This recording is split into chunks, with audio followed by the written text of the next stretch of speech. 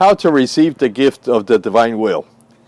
In the introductory video on the gift of living in the divine will, I mentioned that I would cover what you need to do to receive this gift.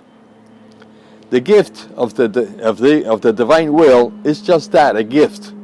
There is nothing you can do to earn it.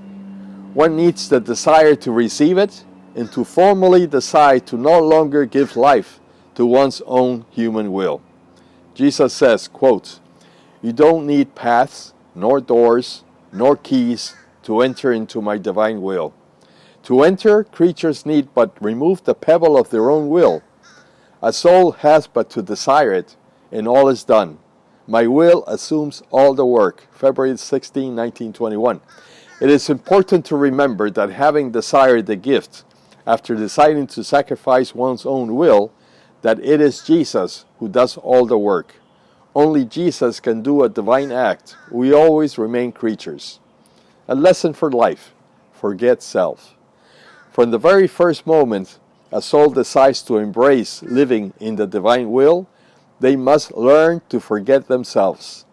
Jesus says that there is only one way of achieving this, and that is must be practiced for the rest of your life. Quote, "My daughter, in order for the soul to be able to forget self, everything she does or has to do must be done as if I want to do it in her. If she prays, she should say to herself, 'It is Jesus who wants to pray, and I pray together with him.' If she works, it is Jesus who wants to work. It is Jesus who wants to walk. It is Jesus who wants to eat, who wants to sleep, who wants to get up, who wants to enjoy himself. And it should be like that in everything for the rest of her life, excluding errors.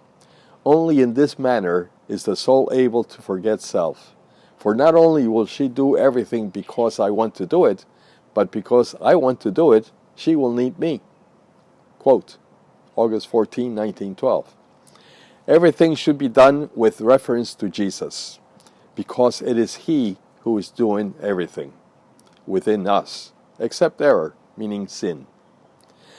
What happens afterwards? You will experience a true conversion, perfect peace, on the road to perfect sanctity.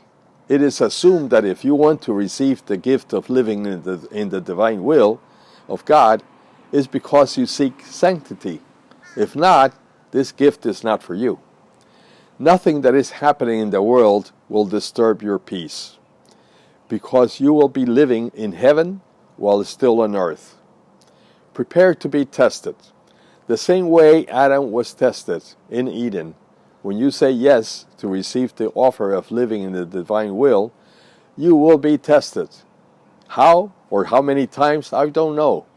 I was tested many times, and thanks be to God, I have not failed. Jesus tells Luisa, quote, "Promise to be faithful to me, and I shall pour into you many graces that will cause you to marvel. I have great designs on you, but only if you correspond and conform to my will. I shall delight in making you a perfect image of me. You shall imitate me from my birth to my death. Do not have any doubt about it, about succeeding, because I will teach you how it can be done, a little at a time." Close quote.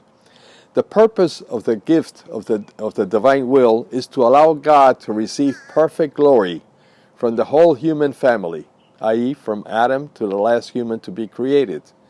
In the Bible we read, quote, "Be holy, for I am holy," close quote, Leviticus 11:44. And the gift of the divine will offers the path for the most perfect sanctity. In my next video, I will tell you about the study materials you will need to learn what Jesus revealed to Luisa on the gift, on the kingdom of the divine will that will come from heaven to earth as promised by Jesus. Jesus worked with Luisa for 40 years, and out of obedience to her confessor, Luisa begins to write her diary, 36 notebooks or volumes, on February 28, 1899 until December 28, 1938, plus other books and letters. God bless you and your families. May your kingdom come. May your will be done on earth as it is in heaven. Fiat.